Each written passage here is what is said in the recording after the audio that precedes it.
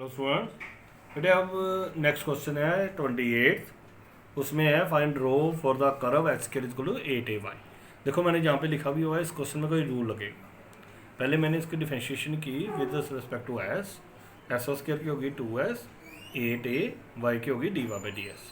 और बेटे याद रखना dy बाई डी एस का जो वैल्यू है वो होती है साइन साई। ओके, तो मैंने dy बाई डी एस की जगह क्या डाल दिया, साइन साई। ऐसा आ गया। ये देखो जो सबसे पहला ही क्वेश्चन बन गया। जब ऐसे इन टर्म्स ऑफ जाई दे रखा होता है तो हम डी एस बाई डी जाई निकालते हैं, और जो डी एस बाई डी जाई होता है उसको हम रो कहते हैं।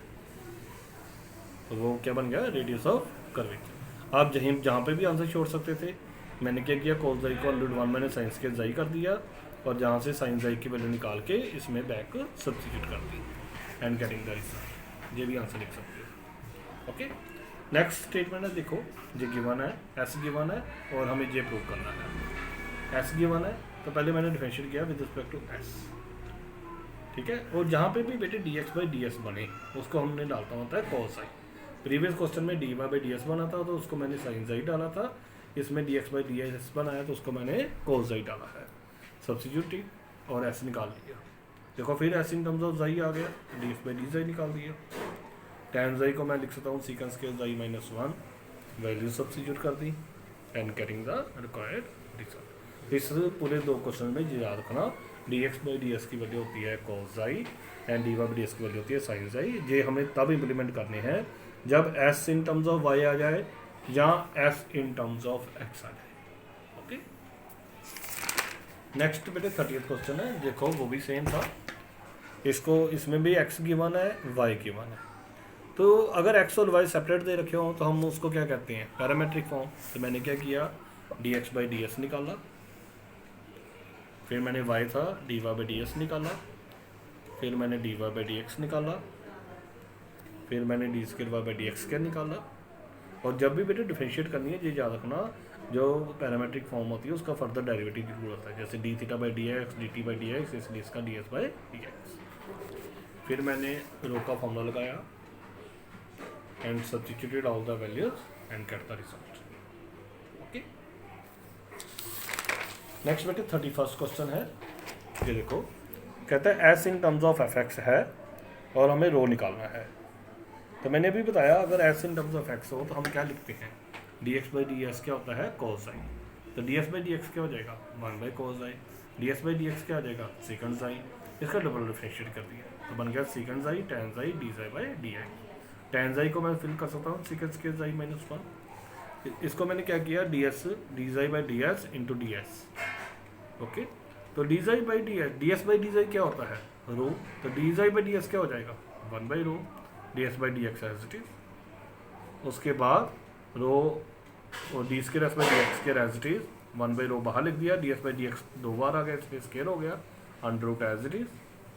ओके, और रो को सेपरेट कर लिया एंड गेटिंग द रिजल्ट। यही उसने क्वेश्चन में रिक्वायर्ड था, जो यू कैन सी यही क्वेश्चन में रिक्वायर्ड था। तो हमें इस तरह से आंसर बनाना था, इसलिए एक दो स्टेप्स आपको याद रखने पड़ेंगे, ठीक है। नेक्स्ट बेटे 25th क्वेश्चन है। अगर उसकी स्टेटमेंट देखो, कहता tangents at the 2 points P and Q on the cycloid are at right angle, show that rho one and rho two are the radial curvature, then this condition holds. देखो हमें x और y separate given है, हम d x by d theta निकालेंगे, d y by d theta निकालेंगे, d y by d x निकालेंगे, d square y by d x square निकालेंगे, रो का फॉर्मूला लगाएंगे एंड उसको सिंप्लीफाई करके हम जहाँ तक पहुँच गए और मैग्नीट्यूड में आ गया। एक पॉइंट हमें पी दे रखा था उसके लिए मैंने थीटा थीटा वन मान लिया, एक पॉइंट क्यू दे रखा था उसके लिए थीटा मैंने थीटा टू मान लिया।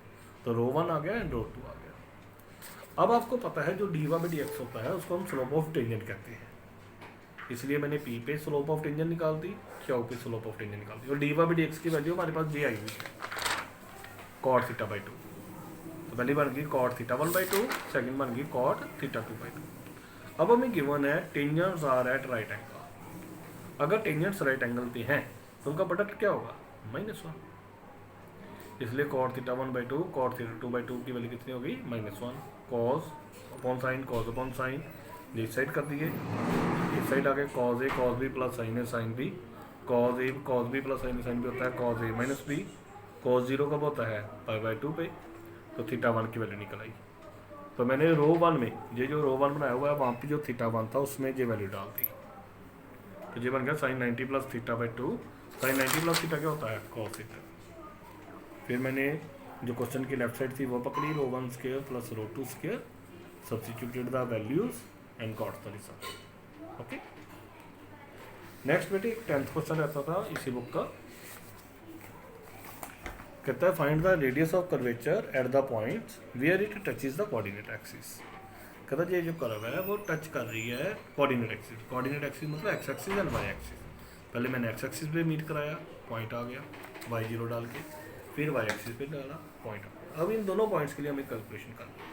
तो पहले मैंने कर्व का डिफरेंशिएट किया and get the d y by d x. फिर मैंने उसका डबल डिफरेंशिएट किया, नॉर्मल बेटे बिल्कुल नॉर्मल कैलकुलेशन है, नॉर्मल डिफरेंशिएट किया and got the second derivative. उसके बाद मैंने पॉइंट डाला 1,0 d y by d x में, वो 0 आ गया। डबल डेरिवेटिव में डाला, वो जी वैल्यू आ गई। और रो का हमें फॉर्मूला पता है, यही चल रहा है। तो ये बेटे फॉर्मूला वैल्यू आनी थी d square y by d x के। बेटे करेक्शन कर लेना, d square y by d x के। तो वैल्यूज डाल दी एंड गेटिंग द रिजल्ट। अब देखो जब सेकंड बी पॉइंट के लिए बात करेंगे तो d y by d x में डाली वैल्यू, तो वो नीचे 0 आ रहा है, तो वो नॉट डिफाइंड बन गया। अगर नॉट डिफाइंड बने d y by d x तो हमें d x by d y use करना होता है, इसलिए मैंने d x by d y use करना शुरू कर दिया। तो d y by d x not defined बना तो I will use now d x by d y. तो d y by d x था उसको मैंने रिवर्स कर दिया, d x by d Y आ गया। फिर डबल डिफरेंशिएट कर दिया, d square x by d y square. Afterward उसमें पॉइंट सब्स्टिट्यूट कर दिया, d x by d y भी आ गया, डबल डेरिवेटिव भी आ गया। उसके बाद रो का फॉर्मूला लगाया and getting the result. Okay, तो यही हमारा। Okay, thank you.